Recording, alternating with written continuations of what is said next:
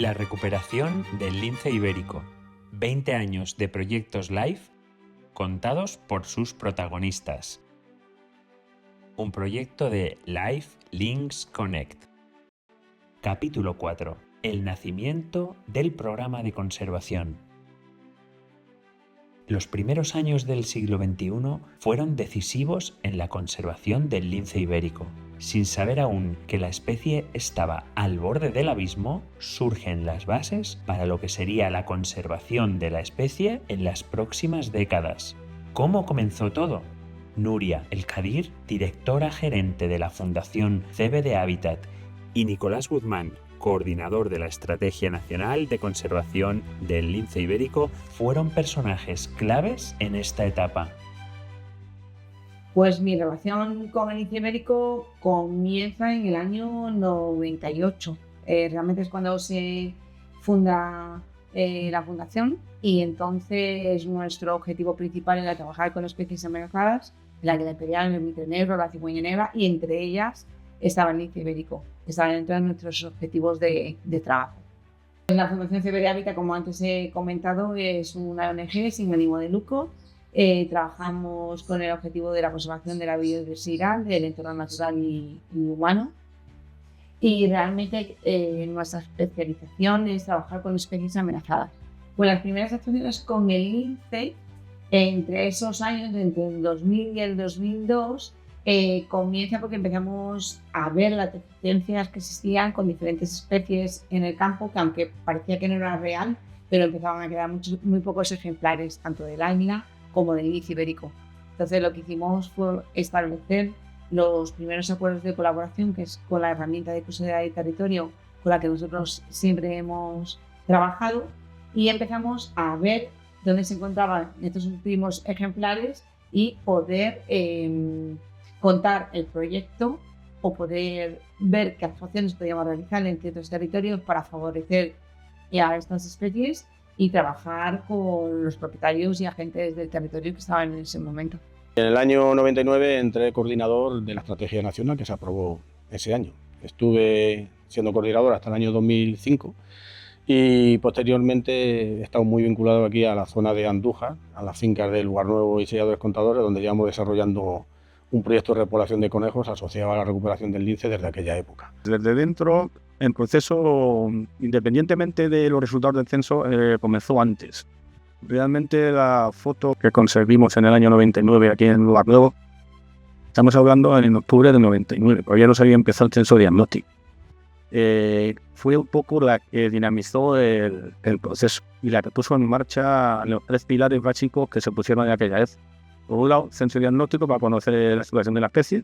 Un segundo pilar que era acuerdos de gestión con las fincas. Había que ganar confianza con las fincas sin meterse en la finca, tanto para preservar los conejos que había en la finca como para tener acceso para poder hacer el seguimiento. Eso fue un pilar clave, que se inició en Monte de Toledo con un proyecto que financió el Ministerio a través de la Fundación CBD en 4 fincas de Monte de Toledo, que fueron los primeros acuerdos de gestión que se han hecho con esta línea, que luego ya sabes que se han extendido por todos los sitios de distintas formas, porque pero en aquella época lo que se trataba era de ganar la condición de la finca, entrar en la finca, preservar la especie presa y sobre todo tener acceso a hacer fotogrampeo y seguimiento. Y la tercera vía era poner en marcha la cría en cautividad. El fin del censo diagnóstico lo que sí dinamizó, junto con lo anterior, fue la consecución del primer LIFE, que esto es muy importante. El primer LIFE se dio gracias a ese trabajo previo.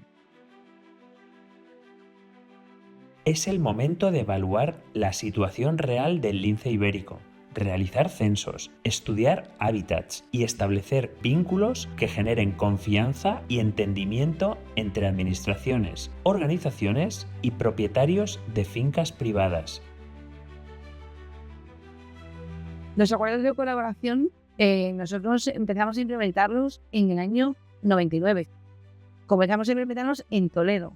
Con ese acuerdo lo que hacíamos era establecer una confianza entre propiedad y alguien que entra a tu territorio a hacer actuaciones con una especie emblemática que ellos consideraban que en un momento determinado era como: me da miedo tener esta especie porque me pueden prohibir mi desarrollo cinegético de la finca, me pueden prohibir mis aprovechamientos agrícolas. Y el acuerdo de colaboración Y nuestra entrada fue un poco la herramienta de establecer esa confianza para que no pasa nada. Podemos trabajar con la especie, no se te prohíbe nada, puedes seguir cazando. Simplemente necesitamos realizar una serie de actuaciones y mejoras de hábitat, que en este caso iban dirigidas al fomento de conejo, que era la línea principal del lince ibérico, y a partir de ahí, pues esa herramienta, ya no somos las ONG solamente los únicos que implementamos, sino ya las propias administraciones toman esa manera de trabajo como para los siguientes proyectos LIFE y establecer qué actuaciones se van a hacer, de qué manera. Los convenios consiguen establecer la confianza. Eso para mí es esencial. Una confianza mutua ya a nivel no con ellos, pero también luego a posteriori con las administraciones. Los convenios hacen asegurar que lo que vaya a suceder en el territorio se va a salvaguardar, sobre todo al futuro. Nosotros aprendimos mucho del campo y ellos de nosotros, por lo cual ese ensamble hace que se mejoren buenas prácticas, cosas que ellos hacían de una manera normal, nosotros lo podíamos derivar a cosas y a prácticas mejores para la conservación de su biodiversidad. Miguel Ángel Simón, director de los proyectos LIFE entre el 2002 y el 2019, Miguel Delibes, investigador de la Estación Biológica de Doñana, CSIC, e Isabel Mateos, antigua viceconsejera de Medio Ambiente, nos cuentan los primeros pasos en la implementación de políticas de conservación del lince ibérico.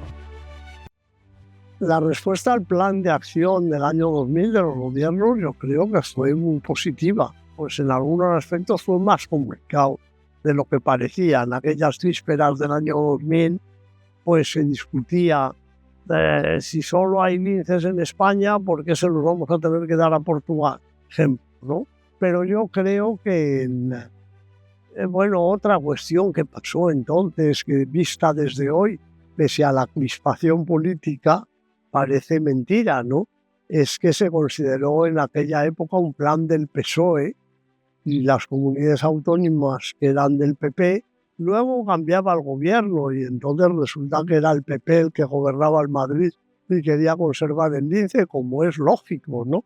Pero bueno, salvando todo aquello que parece hoy mentira, que fuera tan enrevesado, tan complicado, pues yo creo que la aceptación fue muy buena y la prueba es que se avanzó deprisa y se consiguieron resultados. Hubo una etapa en la que la situación del lince se volvió crítica. Yo era viceconsejera de Medio Ambiente, conseguir entendernos con el Ministerio como administración principal responsable y la comunidad autónoma la siguiente, digamos que claramente teníamos que trabajar juntos y hubo una primera etapa que era prácticamente imposible. Yo ahí tengo que recordar aquí al equipo de Fuensanta Coves, que en aquella época era la consejera de Medio Ambiente, que puso todo su empeño, ella y todo su equipo del que yo formaba parte, en que eso se consiguiera. Y ahí pasamos muy malos ratos, pero también luego muy buenos ratos cuando aquello efectivamente salió adelante. Yo cuando vengo aquí de director del parque tengo unas responsabilidades como director del parque, que era gestionar el Parque Natural de la Sierra de Andújar, que tiene 70.000 hectáreas, pero a mí lo que me gusta es la conservación. Entonces digo, bueno, pues, ¿qué es lo que hay aquí? Aquí lo que hay es águilas imperiales, buitres negros y lince. Entonces empiezo en el único monte público que tenía la Junta de Andalucía en Andújar, que es Valquemao. Digo, a ver cuántos linces quedan aquí. Más como un pasatiempo de conservación. Y veo que aquello estaba chungo, estaba muy jodido porque no salían los números de lo que estábamos hablando. Entonces se hablaba, sin ningún censo que justificara nada, decíamos, no, 1000 ejemplares, como decía Miguel Delibes en su censo del 86, no hay. Pero 500 sí quedan. Pero yo digo, aquí no hay 500 bichos, ¿eh? Aquí no hay 500 linces de ninguna manera. Entonces ahí empieza un poco mi relación con el proyecto. Intento convencer en la consejería de que hay que invertir en la conservación del lince, que el lince está mucho peor de lo que pensamos, y empieza un poco la relación con la especie. Bueno, viendo la situación en la que estaba, intento convencer a la Consejería de Medio Ambiente de que había que invertir de manera seria en el lince, y tengo la suerte de que coincide en ese momento un director general de Medio Natural, que era el que se dedicaba a los temas de conservación, que era muy sensible a estos temas. Y entonces, lo primero que hace él es que dice, hasta entonces la Consejería de Medio Ambiente lo que daba era pequeños presupuestos para conservación de especies determinadas a cada provincia. Con lo cual aquello no servía para nada, ¿no? Entonces, en una reunión que tenemos en Sevilla, en los servicios centrales de la Consejería, que estaba alguna gente de la Estación Biológica de Doñana, yo le digo al director general, digo, mira, esto hay que tomárselo en serio porque se extingue, que no hay lo que pensamos ni mucho menos. Y aquel mismo día me dice que le prepare un proyecto de conservación para Andalucía con un presupuesto de 600 millones. Y de ahí determinamos que solo quedan linces en 2 sitios, Doñana y Andújar. En Doñana unos 40 y en Andújar 54, 55. Pero no solo eso, sino que la zona que pensábamos que era mejor de lince, que era la zona que había entre Cardeña y Andújar, la zona de Valquemao, etcétera, quedaban muy pocos ejemplares y sin cachorro. Es decir, estaba en el límite de lo que era la supervivencia de la especie. La situación era crítica y el lince necesitaba ayuda urgente. Fueron muchas las partes que se involucraron para dar forma a este proyecto. Y uno de los grandes momentos de la historia de conservación del lince ibérico fue el Seminario de Andújar de 2002. Fue un punto de encuentro y conversación en el que aunar fuerzas y marcar el camino a seguir. Todos coincidían en una cosa: tenían que actuar de inmediato.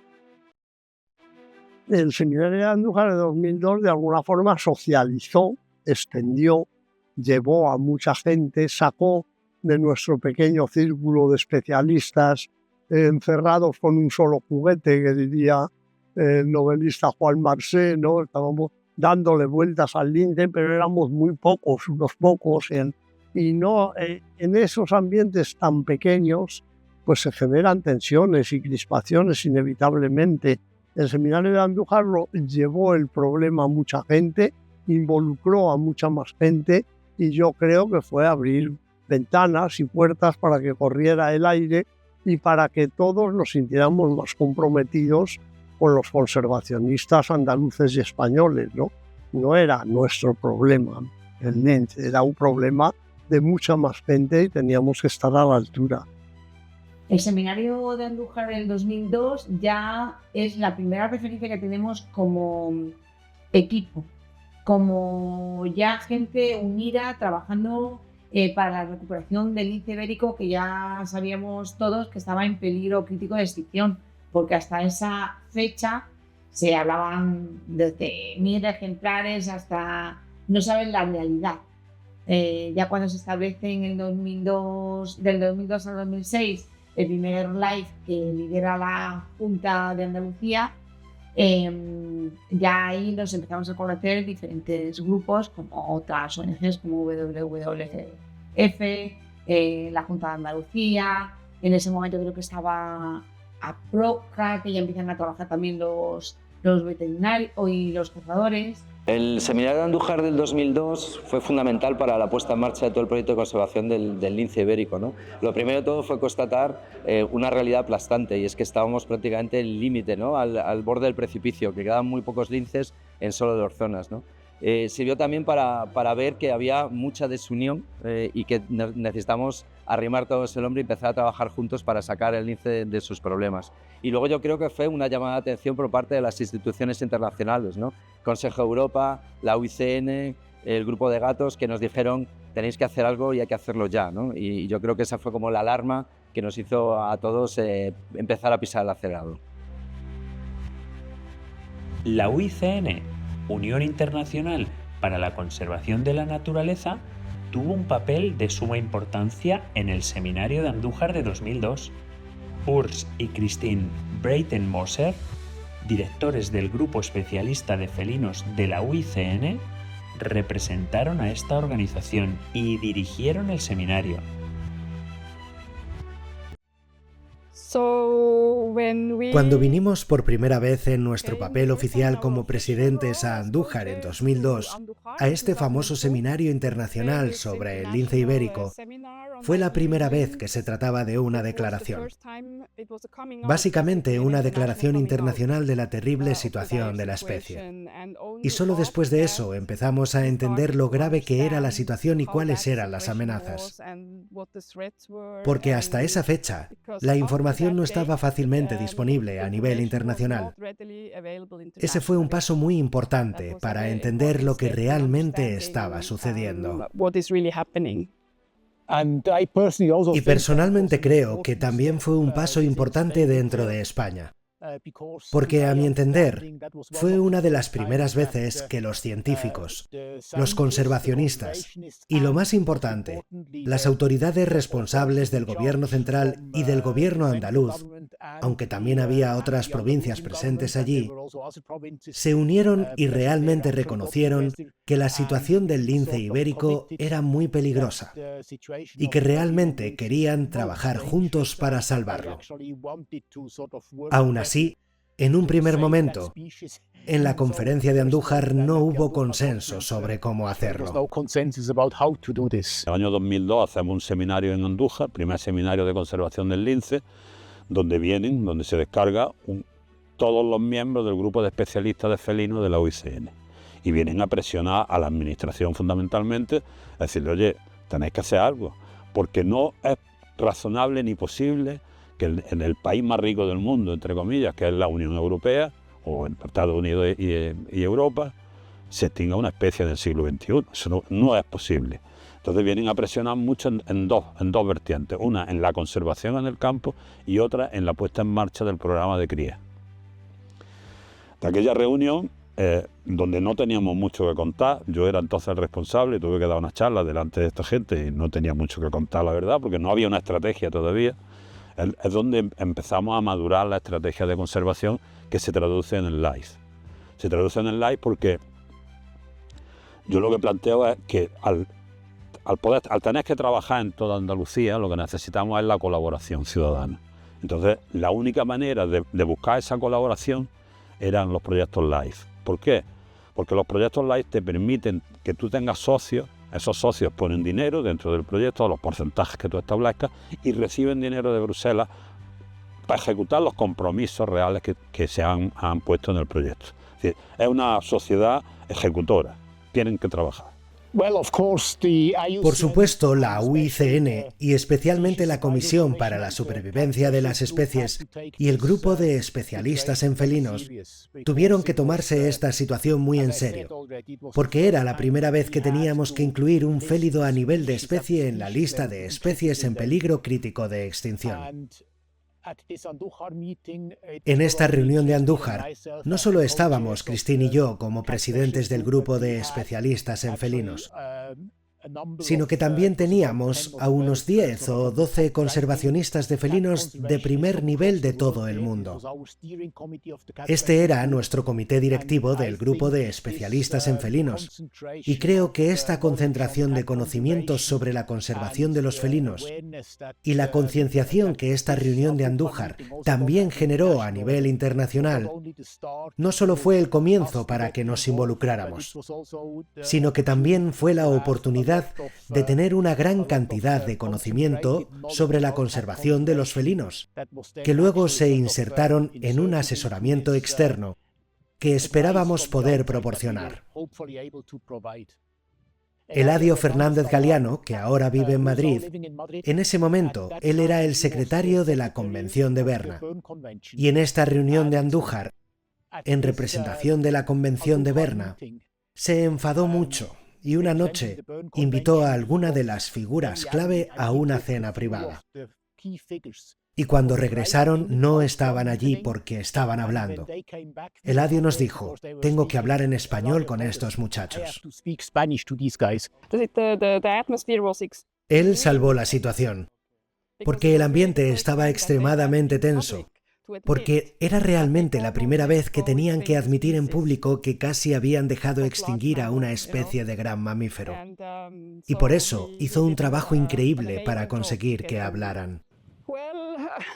Bueno, después de esta reunión de Andújar, mis sentimientos eran muy encontrados, porque podría haber ido en cualquier dirección.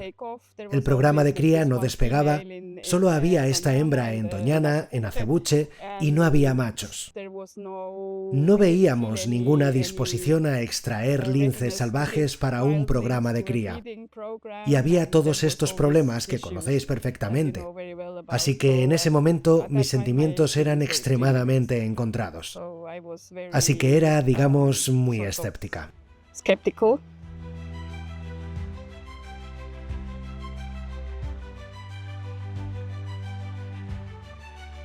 Nunca he pensado que se fuera a extinguir. Sí que éramos conscientes y por eso empezamos a trabajar haciendo estos convenios que os he comentado del año 2000, que desaparecería. Sabía que teníamos un reto en su recuperación, pero nunca pensaba en la extinción total. Sabía que había muy pocos ejemplares y que había que trabajar. Entonces todo nuestro esfuerzo era en trabajar, implementar medidas, implementar metodologías nuevas como vivares que estábamos diseñando, implementar una alimentación suplementaria para casos muy concretos, porque ya teníamos la experiencia del águila imperial con la alimentación, y sí que empezamos a trabajar en esa línea. La situación más emocionante del lince ibérico, evidentemente, es cuando empezamos a trabajar con él. Es cierto que el verlo en el territorio sí que te pone los pelos de punta, ¿no? Es un animal bellísimo, llamativo.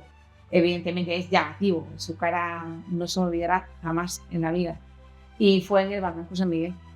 Creo que esa mirada entre Lupe, que era una de las hembras que conseguí ver por primera vez, fue muy emocionante para mí internamente, y saber que estaba trabajando para su recuperación. La recuperación del lince ibérico, 20 años de proyectos LIFE contados por sus protagonistas. Un proyecto de Life Links Connect.